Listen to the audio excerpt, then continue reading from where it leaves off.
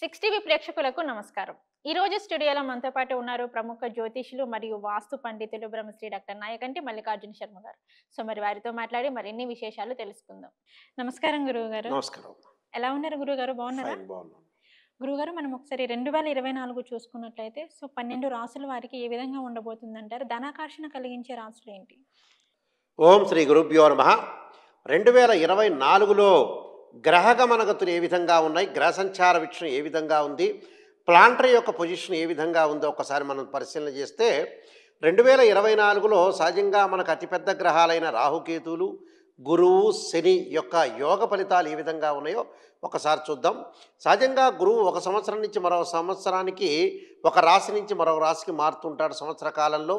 అలానే రాహుకేతులు 18 నెలల పాటు, శని 2.5 సంవత్సరాలకి ఒక రాశి నుంచి మరొక రాశికి మారుతూ ఉంటాడు.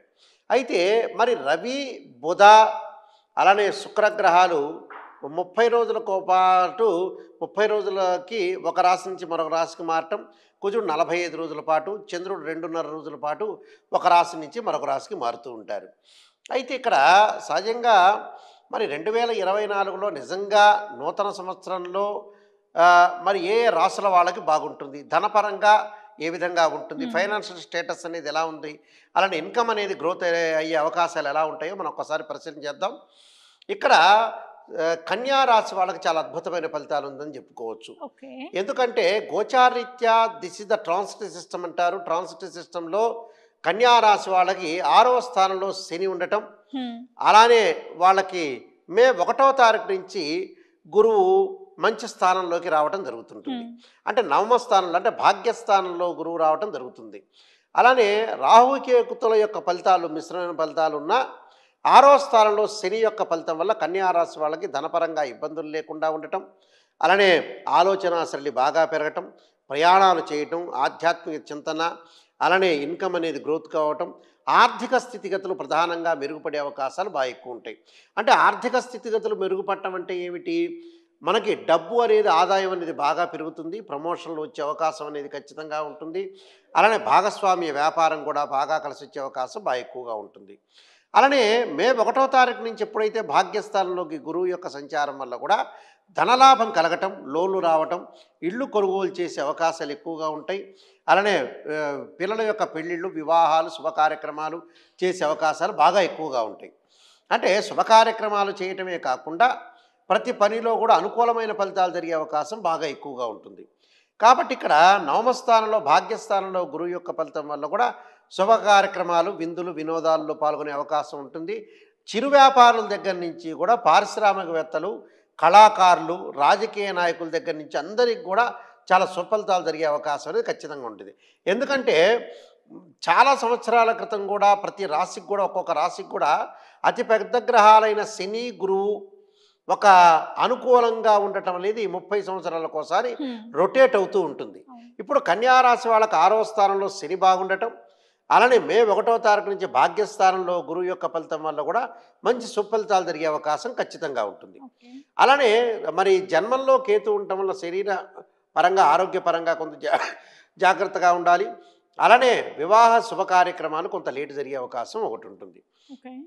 అలానే కన్యా రాశే కాకుండా మిగతా రాశుల్ని కూడా మనం చూస్తే ధనస్సు రాశి వాళ్ళకు కూడా 3వ స్థానంలో శని యొక్క సంచారం వల్ల ధనలాభం కలగటం, ఆర్థికాభివృద్ధి, ఆదాయంలో బాగా మెరుగుగా ఉండటం, ఆదాయపరంగా అనుకూలంగా ఉండే అవకాశాలు, వృత్తిపరంగా కూడా మంచి అనుకూలమైన ఫలితాలు జరిగే అవకాశం బాగా ఎక్కువగా ఉంటుంది. అలానే వారికి కూడా ఏప్రిల్ 30 లోపల వాళ్ళకి 5వ స్థానంలో గురువు ఉండటం వల్ల చాలా అనుకూలమైన ఫలితాలు, అలానే విదేశాలకు వెళ్ళే అవకాశం ఎక్కువగా ఉంటుంది. వివాహాది శుభ కార్యక్రమాలు జరగటం, వివాహం కాని స్త్రీ పురుషులకు ఎవరైతే ఉంటుందో వాళ్ళకి వివాహాలు జరిగే అవకాశాలు బాగా ఎక్కువగా ఉంటుంది. అప్పుడు ధనస్సు రాశి వాళ్ళకు కూడా చాలా అనుకూలమైన ఫలితాలు అనేవి ఉండే అవకాశం అనేది ఖచ్చితంగా ఉంటుంది. వాళ్ళకు కూడా 10వ స్థానంలో కేతు యొక్క సంచారం వల్ల కూడా పుణ్యక్షేత్రాలు, తీర్థయాత్రలు, వివాహ సంబంధ బాంధవ్యాలు కలిసే అవకాశం బాగా ఎక్కువ ఉంటుంది. అంటే ధనుసు రాశి వాళ్ళకి బాగుంటుంది, అలానే కన్యారాశి వాళ్ళకి బాగుంటుంది. అలానే కర్కాటక రాశి వాళ్ళకి 8వ స్థానంలో శని సంచారం ఉన్నా వాళ్ళకి గురువు యొక్క ఫలితం వల్ల చాలా అనుకూలమైన ఫలితాలు జరుగుతాయి. ఎందుకంటే 10వ స్థానం మంచిదే, ఏప్రిల్ 30 వరకు 10వ స్థానంలో గురువు ఉన్నాడు మంచిదే. అలానే ఏకాదశ స్థానంలో కూడా గురువు యొక్క సంచారం వల్ల వాళ్ళకి మంచి ఫలితాలు జరిగే అవకాశమే ఖచ్చితంగా ఉంటుంది. అంటే ధనాదాయం బాగా పెరుగుతుంటుంది. అంటే సలహాలు, సంప్రదింపులు, ఆలోచన సరళి అన్నీ కూడా చాలా అద్భుతంగా ఉండే అవకాశాలు బాగా ఎక్కువగా ఉంటాయి. కాబట్టి ఇక్కడ ఈ రాశి వాళ్ళకు కూడా చాలా మంచి ఫలితాలు జరిగే అవకాశం ఉంటుంది. చాలామంది కూడా మాకు ఎల్నాడు అష్టమ స్థానంలో శని ఉన్నాడు, శని వల్ల ఏదో ప్రాబ్లమ్స్ వస్తాయి అనుకోవటం కాదు. ఎందుకంటే భర్త చార్ట్ని బట్టి మనం అనుసరించాలి. ఇవన్నీ కూడా గోచారీత్యా చెప్పబడే ఫలితాలే. కాబట్టి కర్కాటక రాశి వాళ్ళకు కూడా తృతీయ స్థానంలో కేతు సంచారం వల్ల సోదరుల యందు సఖ్యత, కోర్టు సమస్యల పరిష్కారం కావటం, ధనలాభం, వ్యాపార పరంగా, వృత్తి ఉద్యోగ పరంగా కూడా చాలా అనుకూలమైన ఫలితాలు జరిగే అవకాశం ఎక్కువగా ఉంటుంది. అప్పుడు కర్కాటక రాశి వాళ్ళకు కూడా విదేశాలకు వెళ్ళటం, విద్యార్థులకు అనుకూలంగా ఉండటం, అంటే కన్యారాశి వాళ్ళకు కానీ, ధనుసు రాశి వాళ్ళకు కానీ, కర్కాటక రాశి వాళ్ళకు కానీ స్త్రీలకు కూడా చాలా అనుకూలమైన ఫలితాలు జరిగే అవకాశం ఉంటుంది. అంటే గతంలో ఏదైతే చదువు ఉందో, స్త్రీలు చదువుకుంటున్నారో ఆ చదువంతా కూడా ఆగిపోయిన వాళ్ళు కూడా ముందుకు వెళ్ళే అవకాశాలు బాగా ఎక్కువగా ఉంటాయి.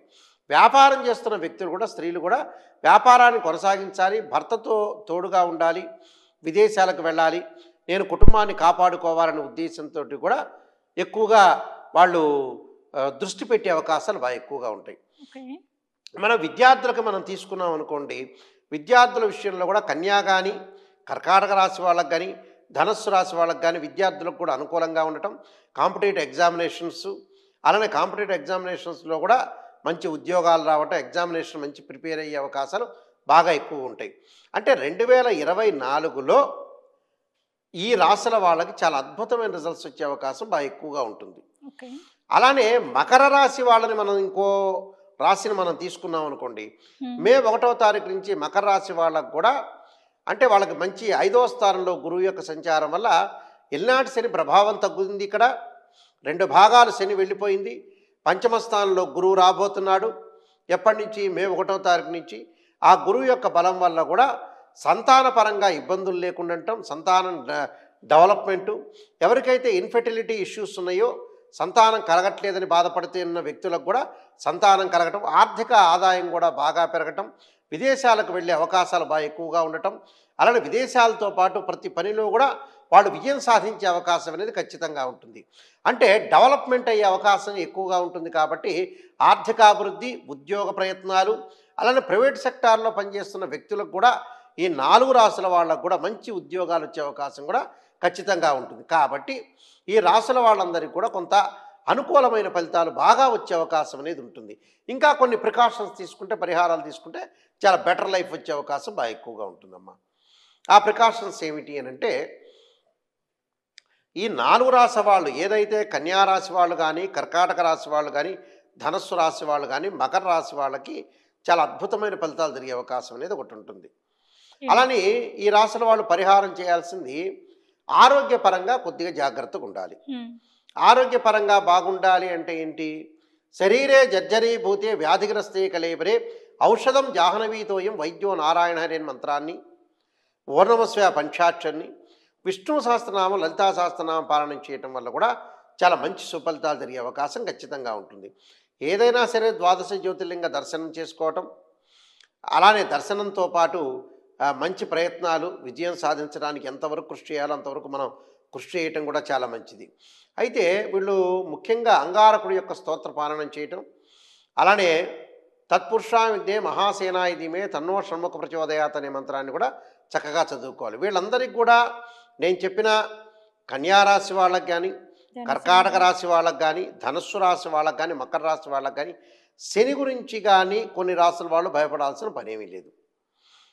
అలానే మిగతా గ్రహాల యొక్క కలయిక వల్ల అనుకూలమైన ఫలితాలు జరిగే అవకాశం బాగా ఎక్కువ ఉంటుంది. అంటే విదేశాల్లో వెళ్ళటం, ప్రయాణాలు చేయటం, ప్రతి పనిలో కూడా విజయం సాధించటం, అన్నీ కూడా అనుకూలమైన పరిస్థితుల్లో మనకు కలగాలంటే భయభ్రాంతులు చెందకూడదు. ఎప్పుడు కూడా భయం అనేది వెనకడుగు వేస్తూ ఉంటుంది. అంటే మనల్ని వెనక్కి రప్పించే ప్రయత్నం చేయకూడదు. ఎప్పుడు కూడా సాహసంతో ముందుకు వెళ్ళాలి. ప్రయత్నాలు మనం చేసే ప్రయత్నం అనేది మనం చేయాలి. ఎప్పుడు కూడా మనం చేసే ప్రయత్నం మనం చేస్తేనే భగవంతుడు ఆనందిస్తాడని అర్థం. మనం బద్ధకంగా కూర్చున్నాం అనుకోండి, భగవంతుడు అప్రిషియేట్ చేయడని అర్థం. అందువల్ల మన ప్రయత్నం ఎప్పుడు కూడా లోపం లేకుండా విజయం సాధిస్తూ ఉండాలి. జీవితంలో విజయం సాధిస్తూ ఉండాలి. గురువుగారు ఇలా నాయకంటి మల్లికార్జున శర్మ గారు చెప్పారు, ఇలాగా మనకి ఈ సంవత్సరం బాగుంది, మన ప్రయత్నాలు మనం చక్కగా చేసుకోవాలి, చక్కగా చేసుకుంటే మనం విజయం సాధిస్తామనే ఆలోచన సరళి అనేది బాగా ఉండాలి. అప్పుడు తప్పకుండా విజయం సాధించే అవకాశం ఖచ్చితంగా ఉంటుంది. భగవంతుని భారం వేయాలి. మన వృత్తిలో మనం నైపుణ్యత, నిష్ణాతత చూపించాలి. అలానే పెద్దవాళ్ళతో కలిసే అవకాశాలు ఉంటాయి ఈ రాసుల వాళ్ళు. కొంతమంది ఎమినెంట్ పర్సన్స్తో కూడా కలిసే అవకాశాలు ఖచ్చితంగా ఉంటాయి. కాబట్టి వీళ్ళందరికీ కూడా మనం మంచి జరగాలని ఆశిస్తున్నాం.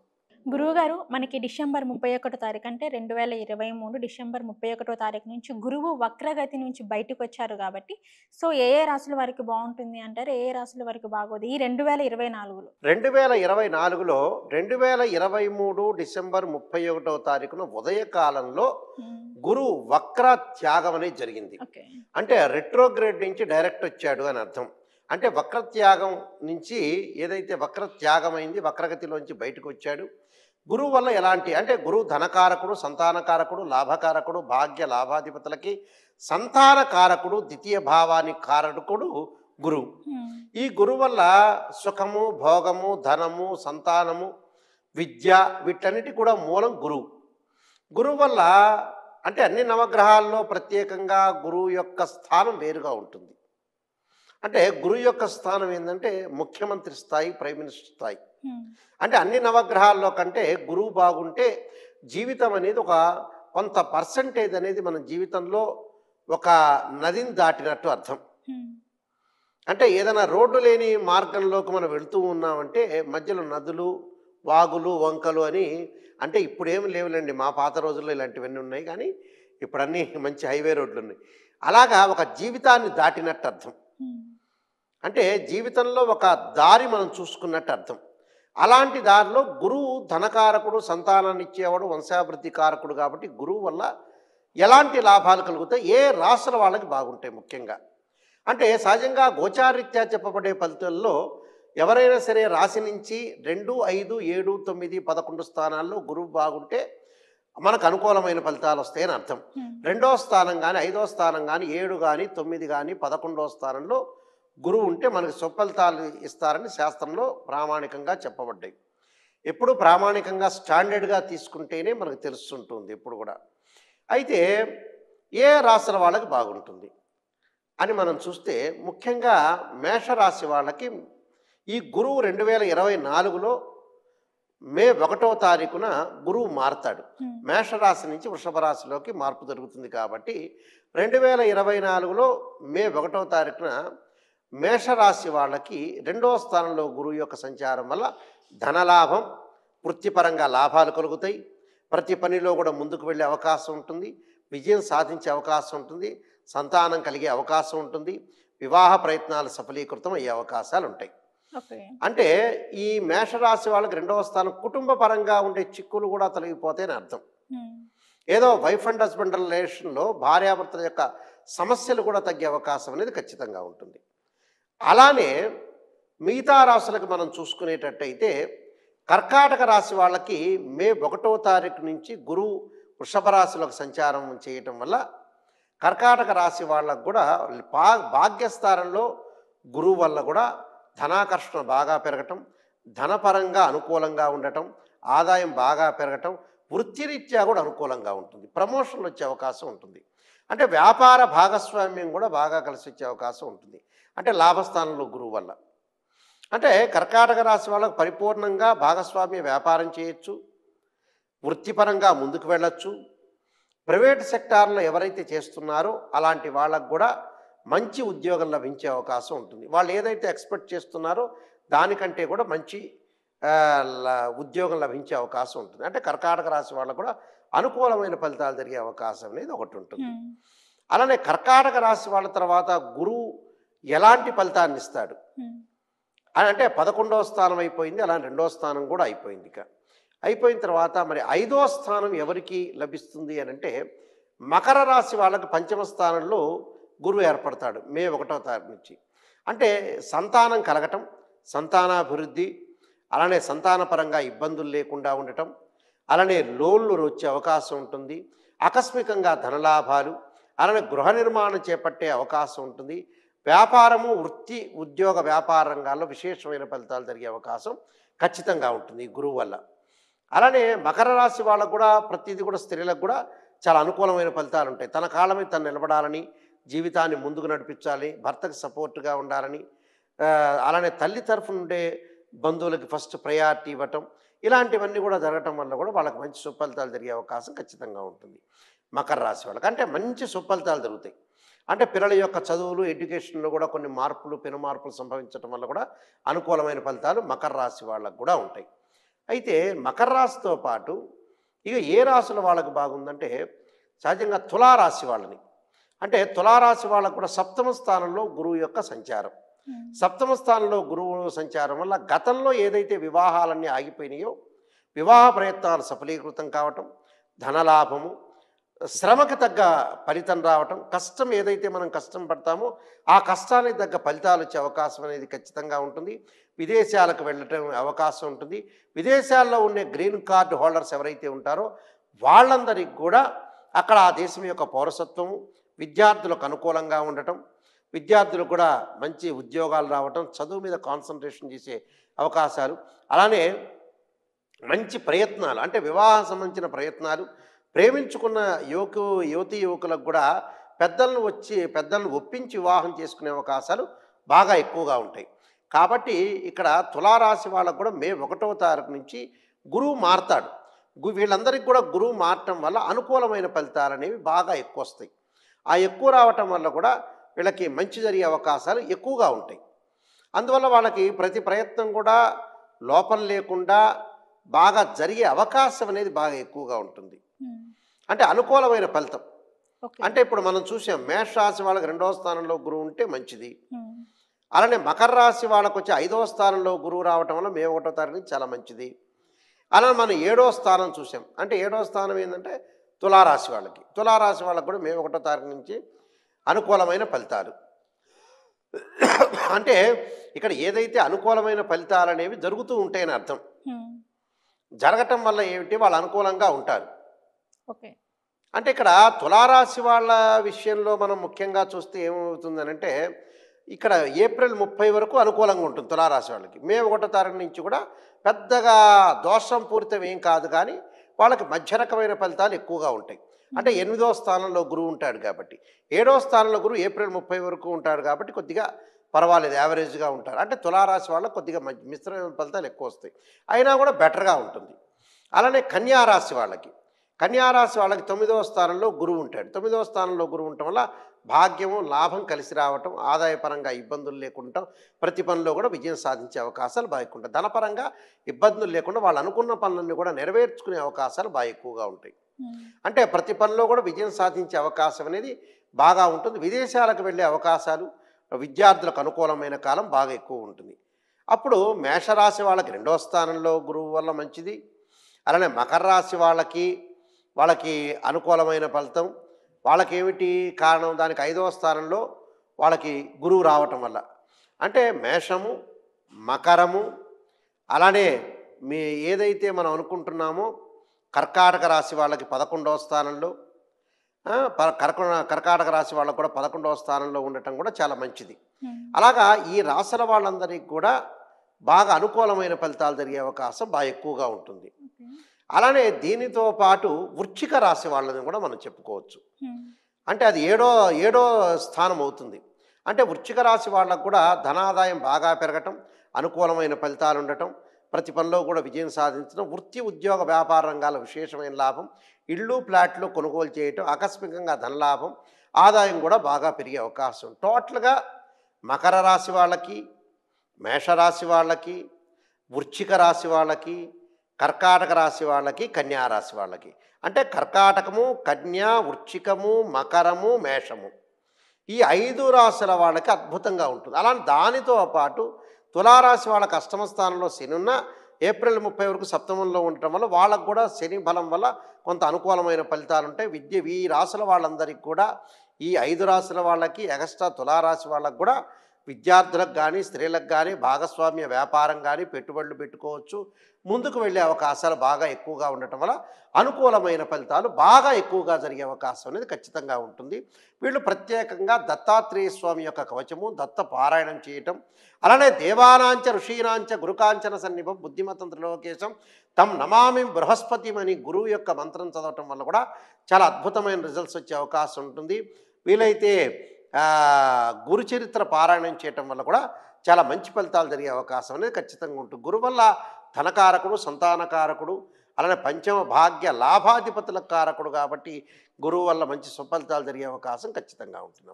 గురువుగారు గురువు వక్రగతించడం అంటే వక్రగతి నుంచి తప్పుకోవడం వలన సో మళ్ళీ ఇప్పుడు ఏ రాశుల వారికి అశుభం కలుగుతుందంటారు? ఏ రాశుల వాళ్ళకి అశుభం కలుగుతుంది అని అంటే, గురువు ధనకారకుడు, సంతానకారకుడు, భాగ్య లాభాధిపతి, పంచభావ కారకుడు గురువు అవుతాడు. ఈ గురువు అనేది బాగుండాలి. గురువు బాగలేకపోతే కొన్ని పరిహారాలు మనం చేసుకోవాలి. దానికి ఎవరికి బాగలేదు అని అంటే, సహజంగా 2, 5, 7, 9, 11 స్థానాల్లో గోచారీత్యా గురువు బాగుంటే గురువు బాగున్నాడని చెప్పొచ్చు. ఇవి కాకుండా 2, 5, 7, 9, 11 కాకుండా అలానే మనం 1 కానీ, అలానే 4 కానీ, 8 కానీ, 6 కానీ, 12 కానీ ఉంటే బాగుండదు. 3వ స్థానం అనేది మిశ్రమ ఫలితం. మిశ్రమ ఫలితాన్ని మనం ముందుగా చెప్పుకుందాం. మీనరాశి వాళ్ళకి 3వ స్థానంలో గురువు యొక్క సంచారం అనేది ఉంటుంది. ఎప్పటి నుంచి? మే 1వ తారీఖు నుంచి. అంటే ఏప్రిల్ 30 వరకు మేషరాశిలో గురువు ఉండటం, ఆ తర్వాత వృషభ రాశిలోకి సంచారం చేయటం వల్ల మే 1వ తారీఖు నుంచి మీనరాశి వాళ్ళకి మిశ్రమ ఫలితాలు ఉంటాయి. మిశ్రమ ఫలితాలు అంటే ధనాదాయం అనేది బాగానే ఉంటుంది. ధనపరంగా ఏమి ఇబ్బందులు కలిగే అవకాశం పెద్దగా ఏమీ లేదు, బ్రహ్మాండంగా ఉంటుంది. ఇక్కడ ధనస్సు రాశి వాళ్ళకి, మీనరాశి వాళ్ళకి బాగానే ఉంటుంది. ఇక్కడ 2024లో ధనస్సు వాళ్ళకి బాగుంటుంది. మీనరాశి వాళ్ళకు కూడా ఏమి ఇబ్బందికరమైన వాతావరణం ఏం లేదు. ఆదాయం బాగా పెరిగే అవకాశం అనేది ఉంటుంది. ఆదాయపరంగా కూడా చాలా అద్భుతమైన రిజల్ట్స్ వచ్చే అవకాశం ఉంటుంది. ప్రతి పనిలో కూడా ముందుకు సాధించే అవకాశం ఎక్కువగా ఉంటుంది. అయితే రాశుల వాళ్ళకి బాగలేని రాశుల వాళ్ళకి మనం చూస్తే, వృషభ రాశి వాళ్ళకి జన్మంలో గురువు. ఆర్థిక పరంగా జాగ్రత్తగా ఉండాలి. ధనాన్ని ఖర్చు పెట్టే అవకాశం బాగా ఎక్కువ ఉంటుంది. అంటే ధనాన్ని ఖర్చు పెట్టడం అంటే ఏమిటి? శుభ కార్యక్రమాలకు ఖర్చు పెడతారు వాళ్ళు.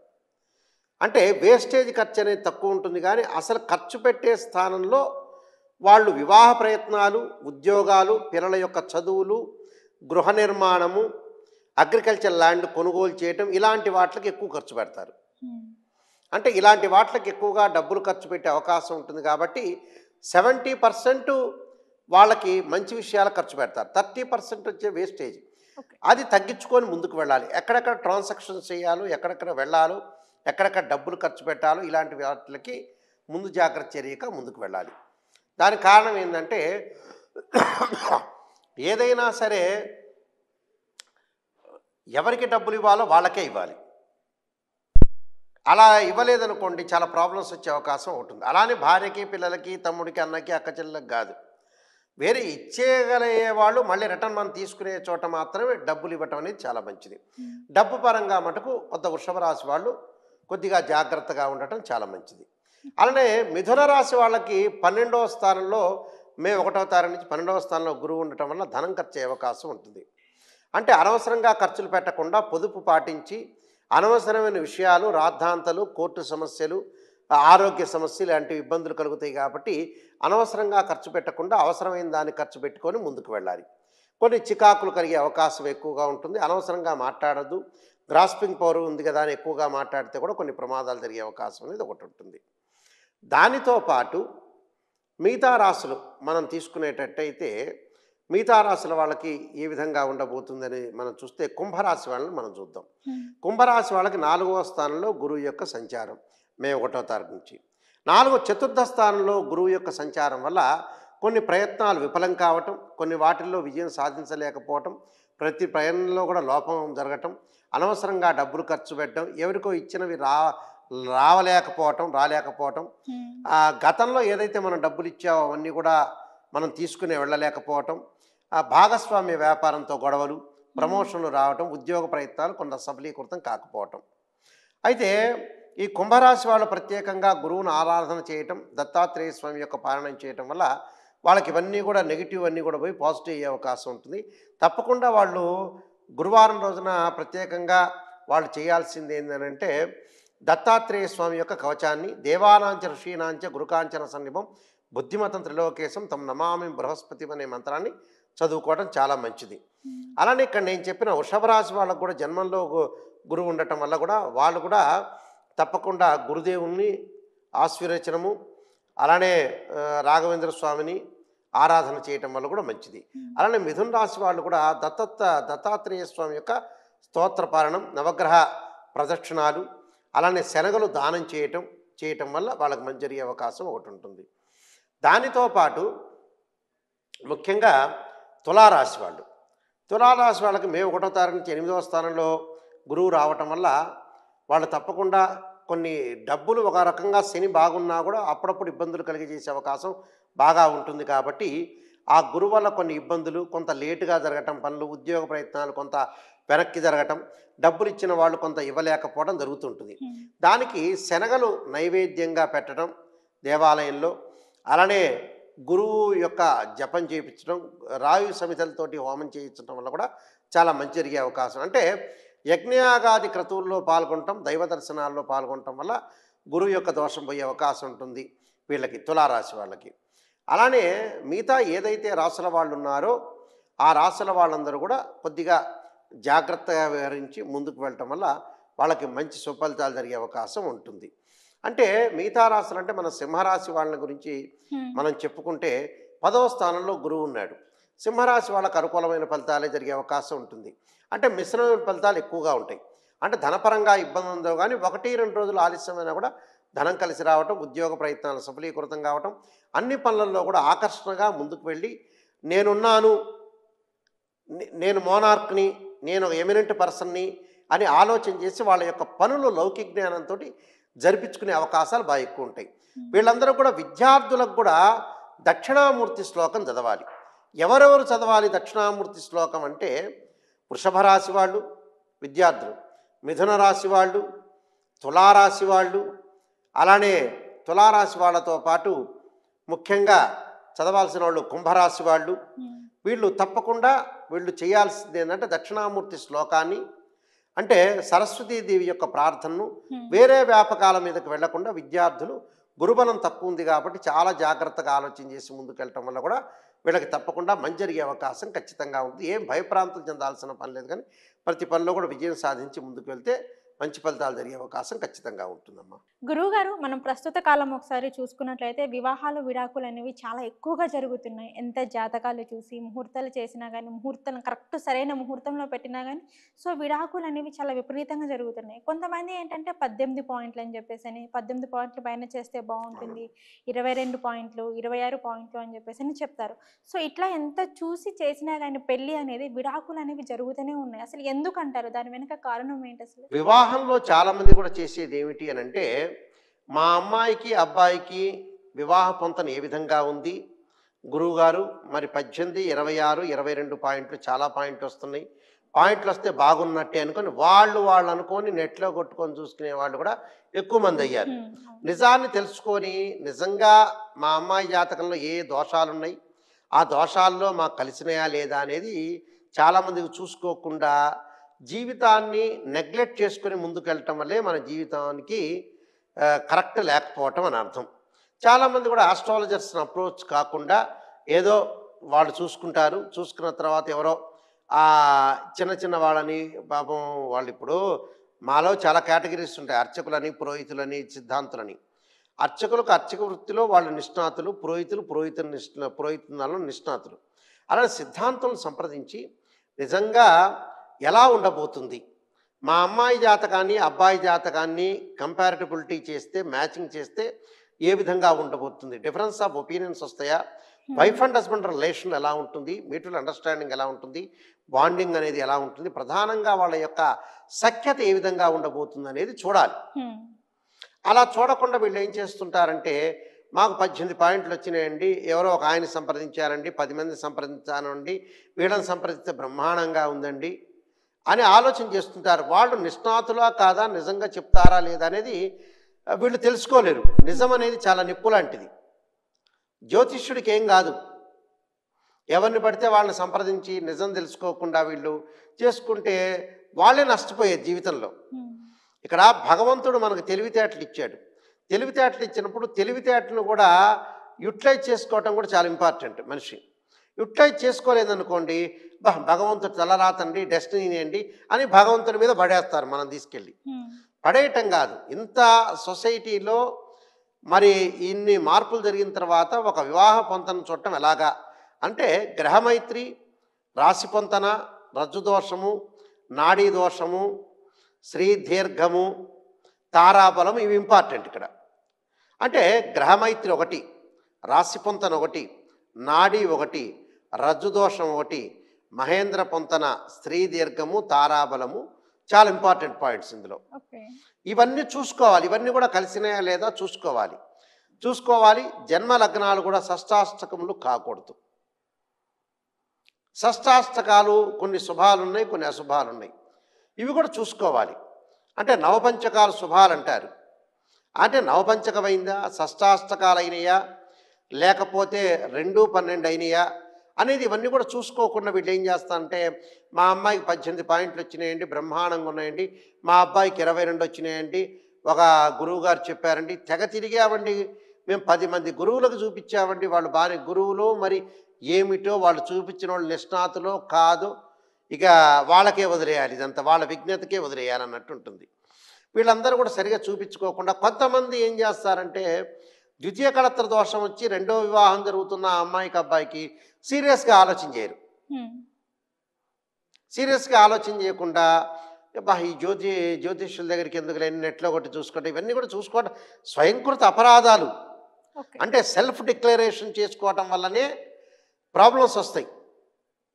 నిజంగా ఆస్ట్రాలజర్ని అప్రోచ్ కావాలి, పర్ఫెక్ట్గా అడగాలి. మా అమ్మాయికి అబ్బాయికి మేము సంబంధం చేద్దాం అనుకుంటున్నామండి, నిజంగా బాగుంటే గురువుగారు చెప్పండి, బాగలేకపోతే వదిలేయండి అని చెప్పాలి. అది అంటే నిక్కచ్చిగా ఖచ్చితంగా చెప్తేనే జీవితం బాగుపడుతుంది.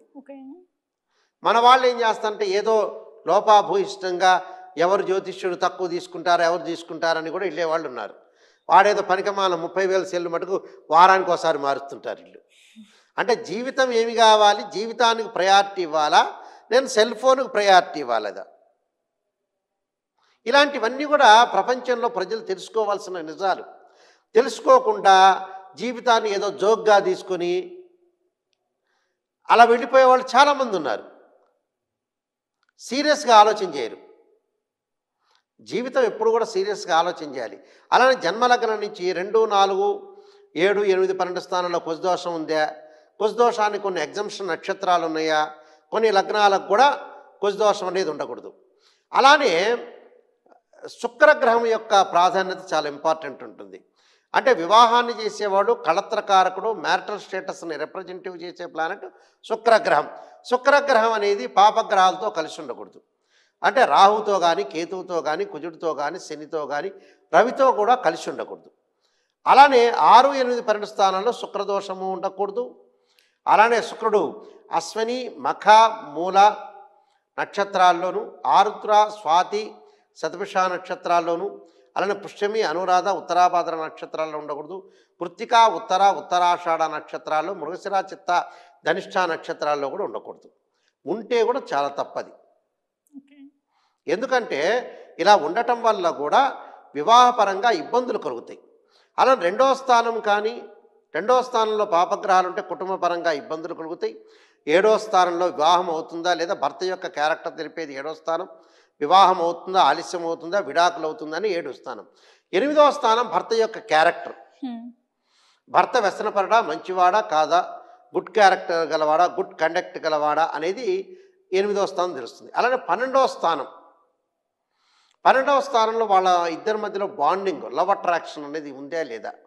అంటే ఇన్ని విషయాలని మనం పొందుపరుచుకొని, ఇన్ని విషయాలను మనం తెలుసుకున్న తర్వాతనే మనం ఒక వివాహాన్ని మ్యాచింగ్ అయిందా కాలేదా అని చెప్పడానికి వీలుస్తుంది.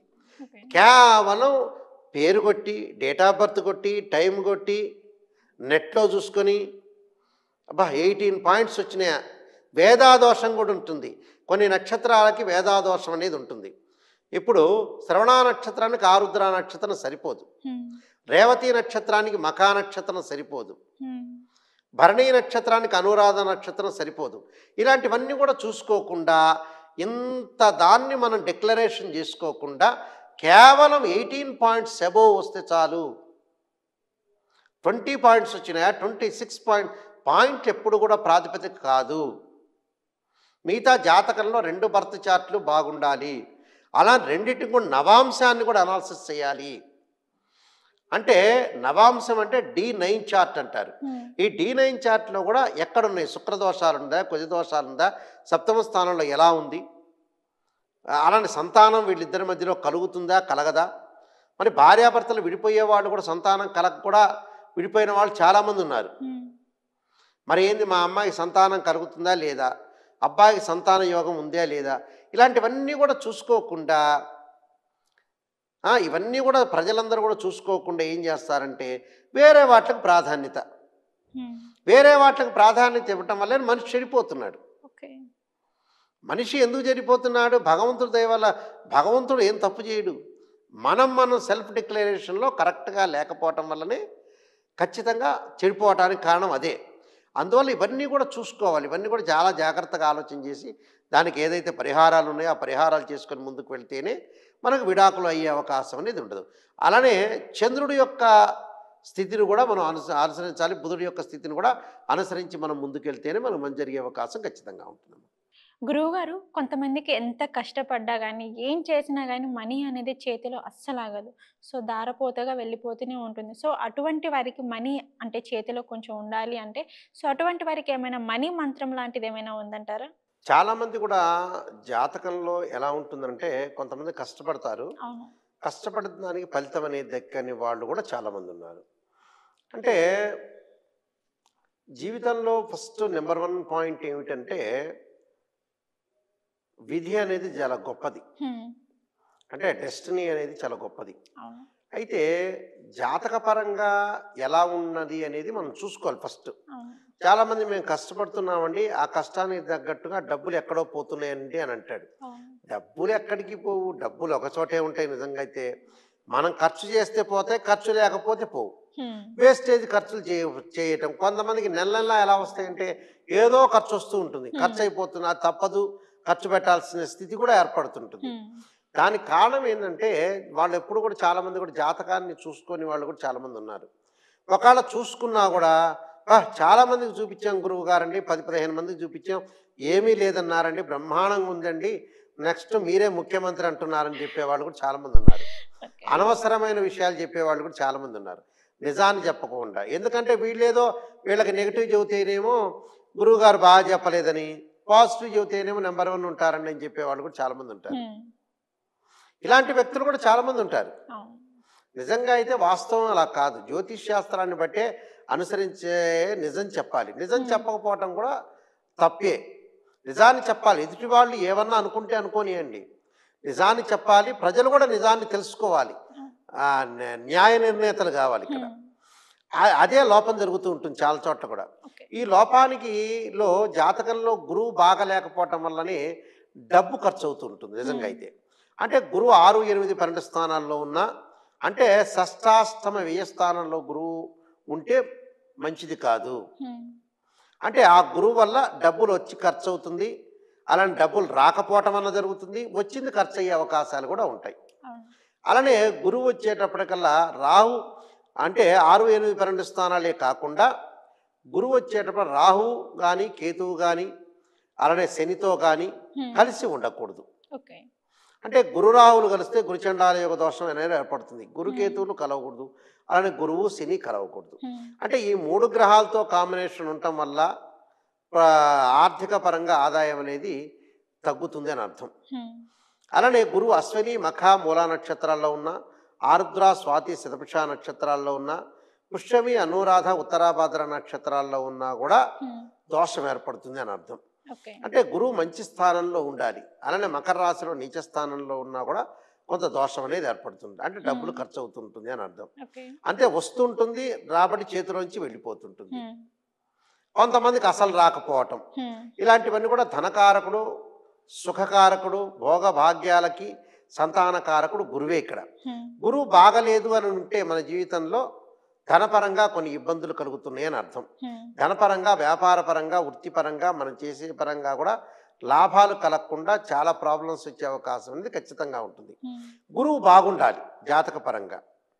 గురువు బాగుండాలంటే ఏం చేయాలి? ఫస్ట్ కష్టపడాలి, విజయం సాధించాలి. ఆ కష్టం కూడా కొంతమంది మొరటుగా కష్టపడుతుంటారు. లౌక్యం లేకుండా కష్టపడే వ్యక్తులు కూడా సమాజంలో మనం చూస్తున్నాం. విపరీతం కష్టపడుతుంటాడు, లౌక్యం ఉండదు, కొంత డబ్బులు ఉంటాయి, ఆ డబ్బులు కొంతమందికి ఇచ్చేస్తూ ఉంటుంటాడు, అనవసరంగా ఖర్చు పెడుతుంటాడు. కొంతమంది డబ్బును అనుభవించలేని వ్యక్తులు కూడా ఉంటారు. ఇందులో డబ్బు విపరీతంగా కొన్ని కోట్ల రూపాయలు ఉంటుంది, వాడు తినడు, ఏరే వాడికి పెట్టడు, వాడి వల్ల ఉపయోగం కూడా ఉండదు. అంటే ధనం మూలం మిదం జగత్ అంటారు. ధనం అనేది, డబ్బు అనేది నా దగ్గర ఉంటే ఎదుటివాడిని కాపాడచ్చు, ఎక్కడో ఉండేవాడిని కూడా కాపాడచ్చు. అంటే ఎక్కడో మన దగ్గర వాడిని మనం కాపాడుకోవచ్చు, ఎదుటివాడిని కాపాడవచ్చు, ఎక్కడో ఉన్నవాడిని కూడా మనం కాపాడే స్థితి అనేది ధనం వల్ల కలుగుతుంటుంది. అయితే ఇక్కడ ధనపరంగా ఇబ్బందులు లేకుండా ఉండటానికి జాతకపరంగా అనుకూలమైన స్థితి జాతకంలో ఉండాలి. ఇక్కడ ధనస్థానం అంటే 16 చార్ట్లు ఉంటాయి. అంటే D1 D2 చార్ట్లు అనేవి చాలా ఉంటాయి, D16 అని. ఈ చార్ట్లన్నీ కూడా జాతక చక్రంలో ఉండే విషయాలన్నీ కూడా మనం పరిశీలన చేయాలి. జాతకంలో గురువు కూడా బాగుండాలి. ఇవన్నీ కూడా మనం చూసుకోవాలి. అంటే చూసుకోవాలంటే ఏమిటనంటే, ధనం అనేది ఒక కుటుంబాన్ని కాపాడుతుంది, ఒక వ్యవస్థని కాపాడుతుంది, ఒక బంధువుల్ని, స్నేహితుల్ని అందరినీ కూడా రక్షించేది ఏంటంటే ధనం. అందువల్ల ధనం మూలం మిదం జగత్ అంటారు. అంటే ఇక్కడ ఎక్కడో మనం కాపాడటానికి కూడా చాలా ఇంపార్టెంట్గా ధనం అనేది నెససరీ, ఈ కాలంలో కంపల్సరీ నెససరీ. అయితే ఏంటంటే దానికి చాలామంది కూడా ధనానికి సంబంధించిన మంత్రాలు, మనీ మంత్రాలు రకరకాలు చెప్పుకుంటూ వెళ్ళారు. వేదాల్లో చెప్పుకున్నవి వేరుగా ఉంటాయి, మామూలుగా వేరుగా ఉంటాయి. మనం యంత్రమంత్రం చదివినా ఏం చదివినా కూడా కష్టపడాలి, కష్టపడిన దానికి మంత్రం కూడా ఉపయోగం ఉంటుంది. నేను బద్ధకంగా ఉంటానండి, ఇంట్లోనే కూర్చుంటే ఆ మంత్రం మాత్రమే చదువుకుంటానంటే ఫలితం రాదు, అది ఫూలిష్నెస్ అవుతుంది. కష్టపడాలి, సాధించాలి, భగవంతుడి మీద భారం వేయాలి, అప్పుడు మనకు జరుగుతుంది. వర్త్ఫుల్ క్యాండిడేట్ అనేది కావాలి. మనం చేసేది మంచి పనా కాదా 10 మందిని ఆలోచన చేసి చేస్తూ ఉండాలి. కొంతమంది డబ్బులున్నా కూడా తినని వ్యక్తులు ఉంటారు, అనుభవించని వ్యక్తులు కొంతమంది ఉన్నారు సమాజంలో. పిసినారితనంగా వాడు ఖర్చు పెట్టాడు, ఎదుటివాడికి ఇవ్వడు, కొడుకు కూడా ఇవని, కొడుకుకి కూతురికి కూడా ఇవని కూడా వాళ్ళు కూడా చాలామంది ఉన్నారు. ఇలాంటి వాళ్ళందరూ కూడా సమాజంలో పనికిరాని వాళ్ళలాగా మిగిలిపోతారు. వాళ్ళ వల్ల ఏముండదు సమాజం. మన దగ్గర డబ్బు ఉందనంటే ఆ డబ్బును మనం యూటిలైజ్ చేస్తేనే 10 మందికి భోజనం పెట్టగలిగితేనే డబ్బుకు వాల్యూ.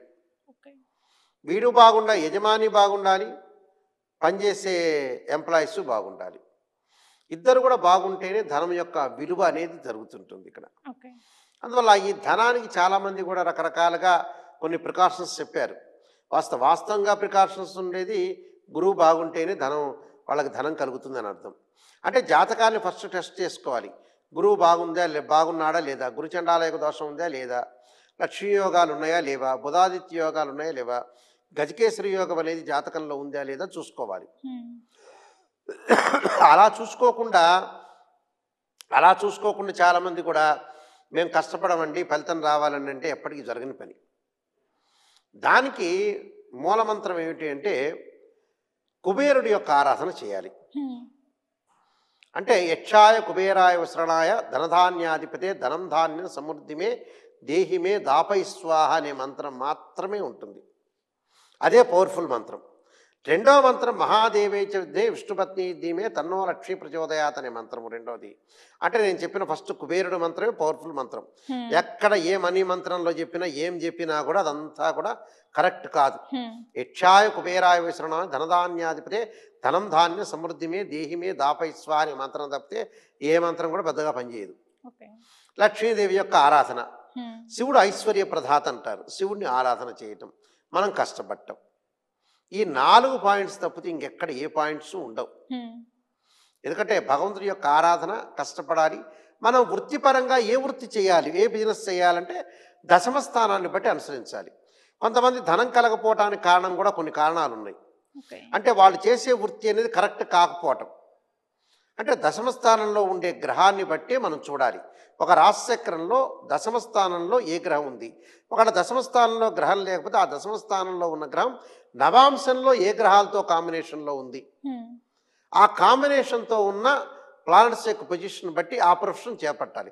ఉదాహరణకి చంద్రుడు ఉన్నాడు, వాటర్ ప్లాంటు, రెస్టారెంటు, హోటల్సు, వీటికి చంద్రుడు.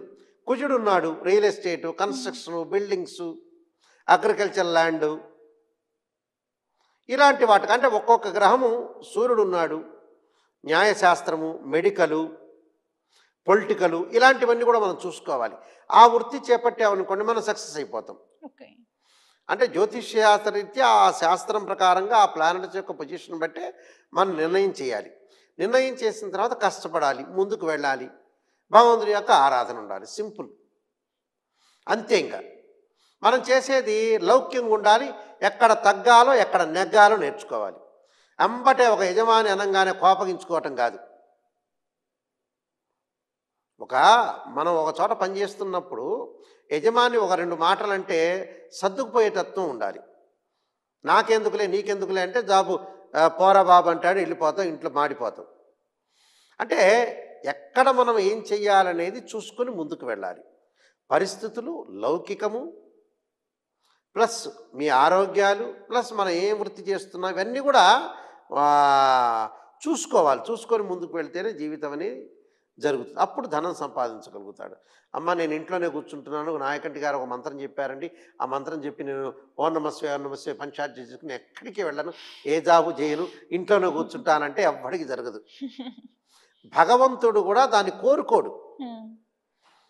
భగవంతుడు కూడా అక్కడ తిడతాడు. మన పని మనం చెయ్యాలి, లౌకికంగా ఉండాలి, భగవంతుడి యొక్క ఆరాధన ఉండాలి. అల్టిమేట్ ఇదే 100% ఫార్ములా. ఇంకెక్కడ ఏ ఫార్ములా లేదు దీనిలో. ఎక్కడ కూడా ఒక ఫార్ములా అప్లై చేసేటప్పుడు జీవితంలో ఒక మంత్రము అవసరం, మనం కష్టము అవసరము, లౌకికము అవసరము, జాగ్రత్త పట్టము, ఎక్కడ తగ్గాలో ఎక్కడ నెగ్గాలో నేర్చుకుని ముందుకెళ్ళాలి. చూడండి రాజకీయ నాయకులు ఎలాగా ఓట్లకు వస్తారు, ఎంత పెద్ద చీఫ్ మినిస్టర్ అయినా కూడా వెళ్తూ ఉంటాడు.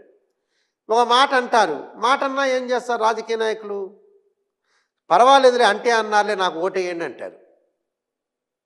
ఇప్పుడు మనం ముఖ్యమంత్రి ఎంతోమంది అంటుంటాం, సహజంగా జనాలు అంటూనే ఉంటారా? అంటున్నా కూడా వాళ్ళు అన్నారని వాళ్ళు గింజుకోవట్లే. ఇక్కడ నన్ను అన్నారు కదా అని అనుకోవట్లా. నేను చెయ్యాలి, వాళ్ళు అన్నా సరే వాళ్ళకి తెలియకపోవచ్చు, నన్ను అంటున్నారు, నా పందాలో నేను ఉండాలి అని అనుకునే ముఖ్యమంత్రులు ఎంతమంది ఉన్నారు? అవునా? అలానే చేసుకుని వెళ్తారండి. అది కష్టపడాలి. ఒక వ్యక్తి కష్టపడ్డాడని తన యొక్క ఫలితం అనేది రిజల్ట్స్ తర్వాత వస్తూ ఉంటుంది. అది అంతే. ఎవరైనా సరే, రేవంత్ రెడ్డి గారినే తీసుకుందాం, మన మనిషి రేవంత్ రెడ్డి గారు. ఆయన ఎంత కష్టపడ్డాడు. ఉదాహరణకి ఒక ఎమ్మెల్యేగా వచ్చారు కొడంగల్, ఎమ్మెల్యే దగ్గర నుంచి ఒక జడ్పీటీసీ వచ్చారు, తర్వాత ఎమ్మెల్యే అయ్యారు. సాధన చేయబట్టే ఇంత ముఖ్యమంత్రి స్థాయికి వచ్చాడు ఆయన. ఒక నేషనల్ పార్టీలో ఒక ముఖ్యమంత్రిగా రావటం అనేది చాలా గొప్ప విషయం. ఎంతోమంది పోటీదారులు ఉంటారు. ఒక చిన్న స్థాయి నుంచే వచ్చాడు, వాస్తవంగా చిన్న పని నుంచే వచ్చాడు ముఖ్యమంత్రి గారు. వచ్చినప్పుడు అలాంటి స్థాయికి చేరాడంటే మరి మనం అప్రిషియేట్ చేయాల్సి గ్రేట్ అని చెప్పుకోవచ్చు. అలానే కేసీఆర్ గారు అనుకోవచ్చు, తర్వాత జగన్మోహన్ రెడ్డి గారు అనుకోవచ్చు, చంద్రబాబు నాయుడు గారు అనుకోవచ్చు. అందరూ కూడా చాలామంది కూడా చిన్న కింద స్థాయి నుంచి వచ్చిన ముఖ్యమంత్రులే కదా. వాళ్ళేం బ్రహ్మాండంగా పుట్టుకతోనే కోట్లున్న వాళ్ళు ఏం కాదు అక్కడ. మరి వీళ్ళందరూ ఎందుకు కృషి చేసి పైకి వచ్చారు? ప్రతి సంవత్సరం జనాలు చూస్తున్నారు కదా అని మళ్ళీ చంద్రబాబు నాయుడు గారు తిరగకుండా ఉన్నారా, జగన్మోహన్ రెడ్డి గారు తిరగకుండా ఉన్నారా, కల్వకుంట్ల చంద్రశేఖర్ గారు తిరగకుండా ఉన్నారా, రేవంత్ రెడ్డి గారు తిరగకుండా ఉన్నారా? వీళ్ళన్నారు ఎవరు అనుకోరే. ఒక మాట అనుకున్నా, ప్రజలు ఒక మాట అన్నా కూడా సర్లే ప్రజలకి తెలియకుండా అంటున్నారులే అనుకొని వాళ్ళు ఎక్కడ తగ్గాలో ఎక్కడ నెగ్గాలో నేర్చుకున్న మనుషులు వాళ్ళు. అందువల్ల ఆ స్థాయికి వెళ్ళిపోయారు వాళ్ళు. అలాగా మనం ముందుకు వెళ్ళాలంటే ఖచ్చితంగా జీవితంలో శ్రమ పడాలి, కష్టపడాలి, ముందుకు వెళ్ళాలి. గురువు గారు, చాలా మందికి ఏంటంటే వ్యాపారం ప్రారంభించిన తర్వాత అంత కలిసి రాదు. చాలా మందికి అప్ అండ్ డౌన్ అనేది అవుతూనే ఉంటుంది. సో వ్యాపారంలో మనకి కలిసి రావాలి అంటే ఏ తిథిలలో ప్రారంభిస్తే వాళ్ళకి బాగా కలిసి వస్తుంది అంటారు? వ్యాపారం బిజినెస్ చేసేటప్పుడు బిజినెస్కి సంబంధించిన తెలివితేటలు అవసరము, జ్యోతిష్యపరంగా కూడా అనుకూలంగా ఉండాలి. జ్యోతిష్యపరంగా బుధుడు వ్యాపారానికి సంబంధించిన వాడు. అంటే బుద్ధిని పెంచేవాడు బుధుడు. అందువల్లే బుధారిష్టేతు సంప్రాప్తే బుధ పూజాంచకారయేత్ బుధ ధ్యానం ప్రవక్ష్యామి బుద్ధి పీడోపశాంతే అంటారు. అంటే బుధుడు బాగుండాలి, బుద్ధిఫలం బాగా ఉండాలి, లౌకికతత్వం ఉండాలి, వ్యాపారపరంగా బాగుండాలి. అలానే బ్రెయిన్ మెచ్యూరిటీ లెవెల్స్ కూడా బాగా ఉండాలి. బ్రెయిన్ మెచ్యూరిటీ లెవెల్స్ లేదు అంటే వ్యాపార దక్షత లేనట్టు అర్థం. ఓకే.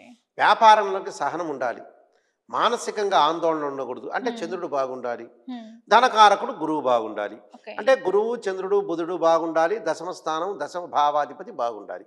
అప్పుడు వాళ్ళకి వ్యాపార పరంగా బాగుంటుంది. ఓకే. అయితే వ్యాపారాన్ని ప్రారంభం చేసేటప్పుడు చాలామంది కూడా ఏ రోజున ఏ తిథిన ఏ నక్షత్రంలో ఎలా ప్రారంభం చేయొచ్చు, వాళ్ళ యొక్క తారాబలం చూసుకోవాలి. తారాబలంలో ఇప్పుడు జన్మతార, సంపత్తార, విపత్తార, క్షేమతార, తారాబలాలు చూసుకోవాలి. తారాబలంలో క్షేమతార ఒకటి మంచిది, చాలా మంచిది. అలానే సంపత్తార మంచిది, అలానే సాధనతార మంచిది, మిత్రతార, పరమిత్రతార కూడా మంచిది. ఓకే. ఈ తారాబలం చూసుకొని ఆ రోజున వాళ్ళ యొక్క తార అనేది ఏది బాగుంటుందో చూసుకోవాలి. ఓకే. అయితే బుధ నక్షత్రాల్లో, గురు నక్షత్రాల్లో ప్రారంభం చేయటం చాలా మంచిది. అంటే బుధ నక్షత్రంలో అన్ని నక్షత్రాల్లో మళ్ళీ ప్రారంభం చేయకూడదు. బుధుడికి సంబంధించిన కొన్ని నక్షత్రాలు ఉంటాయి, ఆశ్లేష, ఉత్తర, రేవతి. అంటే ఉత్తరా నక్షత్రం వాళ్ళకి సరిపోయిందా లేదా చూసుకోవాలి, రేవతి నక్షత్రం సరిపోయిందా లేదా చూసుకోవాలి. అలానే ఇక్కడ గురు నక్షత్రాలు కొన్ని ఉంటాయి. గురు నక్షత్రాల్లో ఒక నక్షత్రం అనేది పరిపూర్ణంగా పనిచేయదు కాబట్టి పునరస్సు నక్షత్రంలో ముందుకు వెళ్ళచ్చు. ఓకే. అంటే గురు నక్షత్రంలో పునరస్సు నక్షత్రంలో ప్రారంభం చేసుకోవచ్చు. వ్యాపారాలన్నీ కూడా చేసుకుంటే కూడా చాలా మంచిది. అంటే ఆ నక్షత్రం మనం చూసుకోవాలి. యాక్చువల్గా పునరస్సు నక్షత్రం చాలా మంచిది. కొన్ని గురుపుష్యమి యోగాలు ఉంటాయి, ఆ గురుపుష్యమి యోగాల్లో కూడా మనం ప్రారంభం చేసుకోవచ్చు. ఓకే. గురుపుష్యమి యోగం అనేది ఒకటి, అంటే గురువారం రోజున పుష్యమి యోగం అనేది ఉంటే కూడా ఆ రోజున కూడా మంచి రోజే. సామాన్యంగా పునరస్సు నక్షత్రం రోజున మనం ప్రారంభం చేయొచ్చు. అని పుష్యమి నక్షత్రం శని నక్షత్రం అయినా కూడా గురుపుష్యమి యోగం ఉంటే కూడా ప్రారంభం చేయొచ్చు. చేసుకోవటంలో తప్పేమీ లేదు. అలానే పునరస్సు విశాఖ, అంటే విశాఖ నక్షత్రం కూడా గురు నక్షత్రమే, కానీ దానికి సరిపోదు వ్యాపారానికి. అందువల్ల పునరస్సు నక్షత్రము రోజున ప్రారంభం చేయొచ్చు. అలానే కొన్ని నక్షత్రాలు ప్రత్యేకంగా ఉంటాయి చెప్పదలుచుకుంటే మనకి. దానిలో నేను చెప్పే నక్షత్రాలు ఏంటంటే ఉత్తర నక్షత్రం ఒకటి, పునరస్సు నక్షత్రం ఒకటి, అలానే మంచి నక్షత్రం రేవతి నక్షత్రం ఒకటి ప్రారంభం చేయొచ్చు. అలానే రోహిణి హస్తాశ్రవణంలో ప్రారంభం చేయొచ్చు. ముఖ్యంగా రోహిణి హస్తాశ్రవణంలో కూడా మనం అంటే ఈ నక్షత్రాలు అయితే చాలా మంచి. రోహిణి హస్తాశ్రవణం, ఉత్తర, తర్వాత వచ్చేటప్పటికల్లా మనకి నేను చెప్పిన పునరస్సు నక్షత్రము, ఈ నక్షత్రాలు చాలా శ్రేయస్కరమైన నక్షత్రాలని చెప్పబడుతుంది. ఈ నక్షత్రాల్లో మంచి శుభ నక్షత్రాలు, కొన్ని శుభతిథులు ఉంటాయి. ఆ శుభతిథుల్లో వచ్చే దశమి రోజు కానీ, సప్తమి రోజు కానీ, పంచమి రోజు కానీ, పంచమి, సప్తమి, దశమి, ఏకాదశి, త్రయోదశి తిథులు చాలా మంచివి. ఈ తిథుల్లో చాలా మంచి రోజులు అని అర్థం. ఇవన్నీ కూడా కొన్ని మంచి తిథులు. పంచ నక్షత్రాల్లో మనం ప్రారంభం చేయటం అనేది చాలా మంచిదమ్మా. ఈ నక్షత్రాల్లో ప్రారంభం చేస్తే వ్యాపారం కలిసి వస్తుంది. వ్యాపార పరంగా కూడా, వాస్తు ప్రకారంగా కూడా ఏ దిక్కులో, అంటే సహజంగా వ్యాపారాలు దక్షిణం వైపు, ముఖద్వారం వైపు ఉన్నవన్నీ కూడా చాలా ఉపయోగకరంగా ఉన్నాయి. మంచి ఆకర్షణ కూడా ఉండటం వల్ల కూడా వ్యాపారాలు సాగించవచ్చు. అయితే వాస్తుశాస్త్రం ప్రకారంగా ఉత్తరము, తూర్పు, పడమర, దక్షిణ దేని ఆ యజమానికి ఏ దిక్కు సరిపోతుందో ఆ దిక్కులో ప్రారంభం చేయటం వల్ల కూడా వాళ్ళకి మంచి సుఫలితాలు జరిగే అవకాశం ఖచ్చితంగా ఉంటుంది. అంటే ఏమీ పెద్ద ప్రాబ్లమ్స్ వచ్చే అవకాశాలు ఉండవు, కానీ మనం చూసుకోవాలి. మనం చూసుకొని ఏ నక్షత్రాల్లో మనం ప్రారంభం చేయొచ్చు అనేది చూసుకోవాలి. నేను చెప్పిన నక్షత్రాలు చాలా శ్రేయస్కరంగా ఉండే అవకాశం ఖచ్చితంగా ఉంటుంది. ఈశాన్యమూలలో పటం పెట్టడం, ఒక మంచి మత్స్య యంత్రం, వాస్తు యంత్రం, కుబేర యంత్రం, రోజు కూడా వ్యాపార స్థలంలో పూజలు చేయటం, ఇలాంటివన్నీ కూడా చేస్తే చాలా మంచి జరిగే అవకాశం ఖచ్చితంగా. గురువుగారు, లక్ష్మీ ప్రదాత ఎవరు అంటే ఈశ్వరుడు అంటారు, లేదా లక్ష్మీదేవి అనేసి కూడా చెప్తారు. అసలు వీళ్ళిద్దరిలో ఎవరు అసలు? చాలామందికి కూడా ఐశ్వర్యాన్ని ఇచ్చేది ఏమిటి? ఐశ్వర్య దేవుడు ఎవరు? మరి లక్ష్మీదేవా, ఈశ్వరుడా, నువ్వు ఇంకోళ్ళు మర్చిపోయి కుబేరుడు కూడా ఉన్నాడు. వాళ్ళు ఎవరా అని అనుకునే వాళ్ళు, తాపత్రయపడేవాళ్ళు చాలామంది ఉంటారు. మనకి ముక్కోటి దేవతలు అని అంటారు. అంటే ఆవులో ముక్కోటి దేవతలు అంటున్నారు. ఆవుని కూడా లక్ష్మీ స్వరూపంగా మన వాళ్ళు భావిస్తూ ఉంటారు. అయితే పురాణ ఇతిహాసాల్లోకి వెళ్తే మనకు అష్టాదశ పురాణాలు, ఉప పురాణాలు, భాగవతాలు, రామాయణాలు, భారతాలు ఇలాంటివన్నీ కూడా చాలా ఉన్నాయి. అక్కడ భగవంతుడు ఇష్టదైవాన్ని కొలవటం అనేదే ముఖ్యం. అక్కడ చాలామంది కూడా ఇంతమంది దేవతల్లో ఎవరు మాకు ఐశ్వర్యాన్ని ఇస్తారు, ఎవరిని కొలవాలి అనేదే క్వశ్చన్ మార్క్ జనాలకి. కొలవటం కాదు, ఇక్కడ ఏమవుతుందంటే మహాకాళి, మహాలక్ష్మి, మహాసరస్వతి అంటే వాళ్ళందరూ ఒకటే. బ్రహ్మ విష్ణు మహేశ్వరులందరూ ఒకటే. మనిషి చుట్టాలందరూ ఎవరన్నా బంధువులు కొట్టుకుంటున్నారనుకో, చివరిలో మళ్ళీ వాళ్ళు ఒకటవుతారు. ఇప్పుడు రాజకీయ నాయకులు కనుక వాళ్ళందరూ ఒకటి అన్నట్టుగా, అలా వాళ్ళందరి చలాలందరూ కూడా ఈరోజు మాట్లాడిన వాళ్ళు రేపు మాట్లాడచ్చు, రేపు మాట్లాడకపోయిన వాళ్ళు ఇంకోసారి మాట్లాడచ్చు. అది సహజమే, అది లోక సహజమే, అది మామూలే. ప్రతిరోజు కూడా కచ్చ పెట్టుకోవాలని రూల్ లేదు కదా. మనం కూడా ఎవరిని కూడా కచ్చగా ఉండకూడదు, ఎవరు కూడా బాగుండాలి, ముందుకు వెళ్ళాలి, అందరూ కలిసి పరిపాలన చేయాలి, అందరూ జనాలు ఉండాలి, బంధువులు బాగుండాలి, అది కాన్సెప్ట్. భగవంతుడి యొక్క స్వరూపాన్ని దగ్గరకు వచ్చేటప్పటికల్లా ఇక్కడ పరమేశ్వరుడు ఐశ్వర్య ప్రదాత అని చెప్పారు. స్కాంద పురాణంలో శివుడికి మల్లెపూలతో పూజ చేస్తే ఐశ్వర్యం లభిస్తుందని స్కాంద పురాణంలో చెప్పబడింది. అంటే మల్లెపూలతోటి అభిషేకం చేస్తే పరమేశ్వరుడు యొక్క కరుణాకటాక్షం వల్ల మనకి ఐశ్వర్యం లభిస్తుంది, ఈశ్వరుడు ఐశ్వర్య ప్రదాత అని చెప్పారు ఇక్కడ. మరి లక్ష్మీదేవి కూడా గురువుగారండి ఐశ్వర్యాన్ని ఇస్తుంది కదా. ఇక్కడ ఆర్థిక ఫైనాన్షియల్ మినిస్టర్ ఎవరు? లక్ష్మీదేవి. ఆర్థికంగా ఎవరు ఇస్తారు అని అంటే మరి కుబేరుడు కూడా ఉన్నాడు కదా. ఓం యక్షాయ కుబేరాయ విసరణ ధనధాన్యాధిపతే ధనం ధాన్యం సమృద్ధి మే దేహిమే దాపయిస్వ అన్నారు. మహాదేవే చ విద్మే విష్ణుపత్ని ధీమే తన్నో లక్ష్మి ప్రచోదయాత్ అన్నారు. తత్పురుషా విద్యే మహాదేవాయ ధీమే తన్నో రుద్ర ప్రచోదయాత్ అన్నాడు.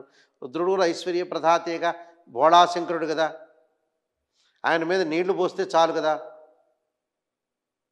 ఆయన తీసుకొచ్చిన ఆయన ఇచ్చిన నీళ్లు తీసుకెళ్ళి ఆయన పోస్తే చాలు, ఓం నమస్వే అంటే చాలు, మరి ఆయన కూడా ఐశ్వర్యాన్ని ఇస్తాడు కదా. అది కాదు, మనం ఏదైతే ఇష్టదైవాన్ని కొలుస్తున్నామో ఆ ఇష్టదైవం అనేది మనకు ఆ రూపంలో ఇస్తారంతే. సత్యనారాయణ స్వామి మీద నాకు ప్రేమ ఉందనుకుందాం కాసేపు, సత్యనారాయణ స్వామి ఇస్తాడు, విష్ణువు ఇస్తాడు, గణపతి కూడా ఇస్తాడు ఐశ్వర్యాన్ని. ఈవెన్ నేను ఇవ్వను, నా పోస్ట్ కాదు, ఆ లక్ష్మీదేవి పోస్ట్ అని ఏం చెప్పరు అక్కడ. వాళ్ళందరూ ఒకటే అక్కడ. ఇక్కడే మంత్రుల యొక్క శాఖల్లాగా ఏం విడిపోవు. ఎక్సైజ్ మినిస్టర్ జూపల్లి కృష్ణారావు అని ఈ మోడల్లో ఉండదు, పౌర సరఫరాల శాఖ మంత్రి ఇంకోళ్ళని ఉండదు.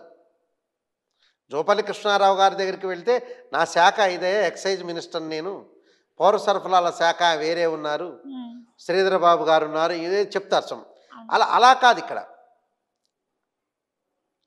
అలా మోడల్లో ఉండదు. ఇక్కడ ఎలా ఉంటుందనంటే సహజంగా భగవంతుడి యొక్క స్వరూపంలో ఎవరిని మనం కొలిచినా, గణపతిని కొలిచినా ఐశ్వర్యం ఇస్తాడు, లక్ష్మీదేవిని కొలిచినా మన ఇష్టదైవాన్ని పరిపూర్ణంగా కొలవాలి. అక్కడ కొలవాలి, వాళ్ళ యొక్క మంత్రాలను కూడా మనం చేసుకోవచ్చు. ఇప్పుడు కుబేరుడు కావాలి, ధనం కావాలి, కుబేరుడు కొలవచ్చు. కుబేరుడు మనకి ఇష్టదైవం కాదనుకోండి, లక్ష్మీదేవిని కొలవచ్చు, అమ్మ నాకు ధనాన్ని ఇవ్వండి అని. ఆమెను కూడా సంతాన ప్రాప్తి అని అడగచ్చు. సంతాన లక్ష్మి, ఆదిలక్ష్మి, మహాలక్ష్మి అన్ని లక్ష్మీదేవి చాలా పేర్లు ఉన్నాయిగా, లక్ష్మీ స్వరూపం అని చెప్పారుగా. అలానే పరమేశ్వరుని కొలిస్తే నా దగ్గర బూడిది ఉంది, నేను శ్మశానంలో తిరుగుతుంటా, నేనేం డబ్బు ఇస్తాను ఏం చెప్పడు, ఆయన కూడా ఐశ్వర్య ప్రదాతే. విష్ణుమూర్తి కూడా. అందువల్ల భగవంతుణ్ణి మనకిష్టదైవాన్ని భక్తి శ్రద్ధలతో కొలిస్తే ధనం వస్తుంది. అంతేగాని నేను లక్ష్మీదేవినే కొలుస్తున్న లక్ష్మీదేవి మాత్రమే దానికి head of the department of money అలా ఏమీ లేదు అక్కడ. మొత్తానికి సృష్టి స్థితి లయకారకుల్లో సృష్టికారకుడు, స్థితికారకుడు విష్ణు అని, సృష్టికారకుడు బ్రహ్మని, లయకారకుడు రుద్రుడని, అంటే అందరూ ఇవ్వగలుగుతారు. ఇక్కడ ధనం ఇచ్చేవాళ్ళు మన స్వరూపాన్ని బట్టి, ఆ స్వరూపాన్ని ఏ స్వరూపాన్ని అయితే మనం కొలుస్తామో ఆ స్వరూపంలో మనకు ధనం వచ్చే అవకాశం అనేది ఒకటి ఉంటుంది. కేవలం ఏంటంటే లక్ష్మీదేవి యొక్క స్వరూపాలు, లక్ష్మీదేవి కొలిస్తే పార్వతీదేవిని కొలిచినట్టే, పార్వతీదేవిని కొలిస్తే సరస్వతీదేవిని కొలిచినట్టే. ఇప్పుడు విద్య అనేది లక్ష్మీ స్వరూపమే, విద్య కూడా. చాలామంది కూడా ఒక విద్య ఉండి ఒక తేజస్సుందంటే అక్కడ లక్ష్మి ఉన్నట్టే అక్కడ అర్థం. విద్య వేరు, కాయిన్స్ వేరు. విద్య పుస్తకాలు, ఇక్కడ కనపడే కరెన్సీ నోట్లు, కాయిన్స్, రెండు కూడా విద్యనే. రెండు కూడా ఇక్కడ విద్య ఉంటుంది, ఇక్కడ లక్ష్మీదేవి ఉంటుంది. అంటే స్వరూపం ఒక బాహ్య స్వరూపంలో విడివిడిగా ఉన్న స్వరూపం అంతా ఒకటే, ఓకే. అంతా ఒకటే, ఏదైనా ఒకటే. అప్పుడు ఆ లక్ష్మీదేవిని మన ఇష్టదైవాన్ని లక్ష్మీదేవిని మనం కొలవాలనుకున్నాం అనుకో, కొలుచుకోవచ్చు. కుబేరుని కొలవచ్చు, ఈశ్వరుని కూడా కొలవచ్చు. ఎవరైనా ధనాన్ని ఇచ్చే అవకాశం అనేది ఖచ్చితంగా ఉంటుంది. కాబట్టి ఇప్పుడు ఓం నమః శివాయ ఎంతోమంది మహాములు చేశారు, వాళ్ళకి మోక్ష ప్రాప్తి కలిగింది. ఓ నమో నారాయణాయ నమః అనే అష్టాక్షరి మంత్రాన్ని చదివారు. నారాయణ కొలిస్తే కూడా డబ్బు వస్తుంది, పరమేశ్వరుని కొలిస్తే డబ్బు వస్తుంది, గణపతిని కొలిస్తే కూడా విఘ్నం పోయి డబ్బు వస్తుంది. కాలానికి పట్టిన విఘ్నం తొలగిపోయి వెంబడే గణపతి యొక్క ప్రార్థన చేయటం వల్ల కూడా డబ్బు వస్తుంది. ఎవరైనా వాళ్ళు సంబంధించిన భగవత్ స్వరూపాన్ని ఎవరిని కొలిసినా కూడా డబ్బు వస్తుంది. దానిలో ఏం లేదు. డబ్బు కంటే ముందు భగవంతుడి యొక్క ఆశీస్సులు ఉండాలి. అంటే మనం కష్టపడాలి. మా అల్లుడు మంచోడే కానీ ఇంట్లో కూర్చుంటాడు, ఏం పని చేయడంటే ఏం డబ్బులు వస్తుంది? డబ్బు రావాలంటే ప్రతి మనిషి కష్టపడాలి. భగవంతుడు ఇప్పుడు ఒక తండ్రి ఉంటాడు, ఉదాహరణకి కొడుకు బాగా చదువుతుంటే తండ్రి ఎంతైనా అప్పు తెచ్చి కొడుకుని చదివించాలనుకుంటాడు. కొడుకు ముద్దయ్యాడనుకో, తండ్రికి ఇసుకెత్తిపోతున్నాడు, చదవట్లేదు. అలానే కష్టపడే వ్యక్తికి భగవంతుడి యొక్క కరుణాకటాక్షం కూడా ఉంటుంది. మరి నా భక్తుడు బాగా కష్టపడుతున్నాడు, పాపం దరిద్రంతో బాధపడుతున్నాడు, వాడికి ఎలా సరే నేను డబ్బు ఇవ్వాలని భగవంతుడు అనుకుంటాడు. అదే కాన్సెప్ట్. అది కష్టపడిన వాడికి ఎప్పుడైనా సరే భగవంతుడి యొక్క అండదండలు ఉంటాయి. అది. ఓకే గురువు గారు, మేము అడిగిన ప్రశ్నలన్నిటికీ మాకు చాలా చక్కగా సమాధానం ఇచ్చారు. ధన్యవాదాలు గురువు గారు. నమస్కారం అమ్మా.